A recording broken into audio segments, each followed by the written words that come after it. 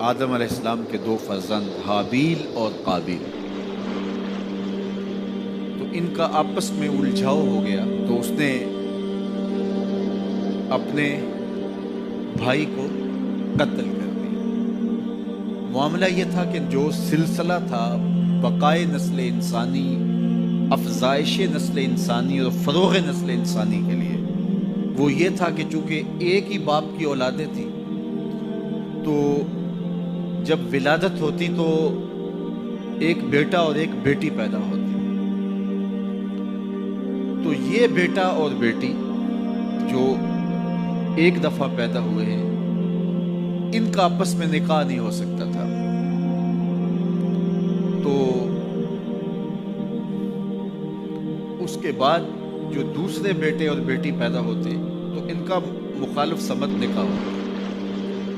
تو قابیل کے ساتھ پیدا ہونے والی جو لڑکی تھی، قابیل اس کے ساتھ نکاح کرنا چاہتا تھا۔ حضرت آدم علیہ السلام نے فرمایا ایسا نہیں ہوگا، لیکن چلو تم قربانی پیش کرو، جس کی قربانی قبول ہو گئی اس کا اس سے نکاح کر دیں گے۔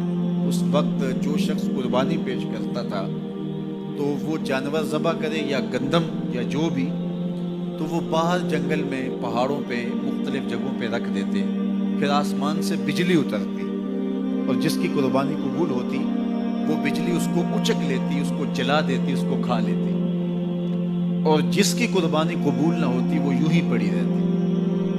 تو یہ طریقہ تھا قربانی کے قبول ہونے کا۔ اس امت کے لیے اللہ تعالیٰ نے اس عمل کو اور اس امر کو پوشیدہ رکھا کہ قربانی قبول ہوئی ہے یا نہیں ہوئی۔ جس کی قبول ہوئی ہے تو وہ بھی ڈرتا ہے پتہ نہیں قبول ہوئی ہے یا کہ نہیں، اور جس کی نہیں قبول ہوئی وہ بھی لوگوں کے سامنے رسوا نہیں ہوتا، وہ اس کے نامہ اعمال میں درج کر دیا جاتا ہے لیکن وہ رسوا نہیں ہوتا۔ اور دوسری بات کہ ہم خود ذبح کر کے خود کھا لیتے ہیں۔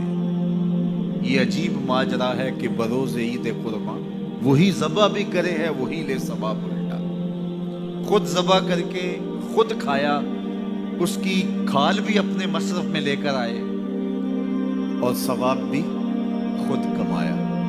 یہ اللہ نے اس امت پر احسان کیا ہے۔ تو حابیل کی قربانی قبول کر لی گئی، قابیل کی قربانی قبول نہیں ہوئی، تو اس کو اپنے بھائی پہ غصہ آیا اور اس کو قتل کر ڈالا۔ اب جب قتل کر لیا، اور یہ تھا بھی پہلا قتل، اور انسان کو نہیں پتا تھا کہ اب اس کا کیا کیا جائے، تو وہ اپنے بھائی کی لاش اپنے کندھوں پہ اٹھا کے گھومتا رہا، اب اس کا کروں کیا؟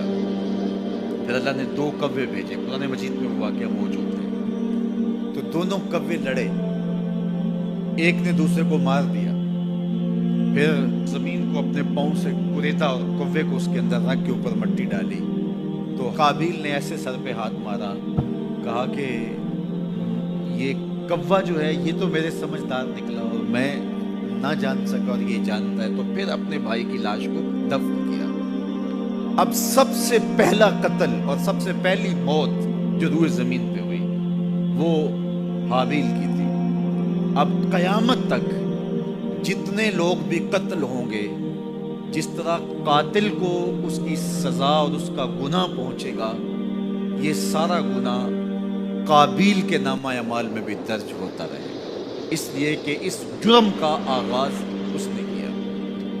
آپ سے اگر ہو سکے تو کسی اچھے کام کا آغاز کرنا، کبھی بھی کسی برے فعل کا ذریعہ نہ بننا۔ بعض کا ہوتا ہے ایک شخص کوئی ایسا کام کرتا، اس کی دیکھا دیکھی سارے لوگ کرنے لگ جاتے ہیں، اگر وہ اچھا ہوتا ہے تو اچھائی پھیلنے لگتی ہے، اور اگر وہ کام برا ہوتا ہے تو برائی پھیلنے لگتی ہے۔ تو انسانی فطرت ہے کہ وہ دیکھے دیکھے کام کرنے لگ جاتے ہیں۔ تو میں آپ کو یہ کہوں گا، کوئی بھی عمل ہو تو آپ کبھی بھی کوئی کام کرنے سے قبل یہ ضرور سوچیں کہ میرے کسی عمل کے تتبع سے کہیں جو ہے وہ میرے ذمے میرے کھاتے کو ایسی چیز نہ آ جائے۔ اور اگر کوئی اچھائی ہے تو وہ حضور نے ایک دفعہ فنڈ مانگا، تو ایک شخص نے کھڑے ہو کر کے کچھ پیش کیا، تو اس کے دیکھا دیکھی باقی لوگ بھی شامل ہو گئے۔ تو حضور حضور نے اس وقت فرمایا تھا، تاریخ ساز جملہ، من سنّا فی الاسلام سنتن حسنتن فلہ اجرھا، جس نے اسلام میں کوئی اچھا طریقہ رائج کیا تو اس کو اس کا اجر نصیب ہوگا، اور پھر اس کے دیکھا دیکھی جس نے بھی عمل کیا ان کا اجر بھی اس کے کھاتے میں لکھا جائے گا، اس کا اجر ختم کیے بغیر جس نے بعد میں کیا ہے پہلے شخص کے کھاتے میں بھی درج ہوتا ہے۔ میرے حضور کا ایک فرمان ہے کہ خیر کی چابی بنو اور شر کا تالا بنو۔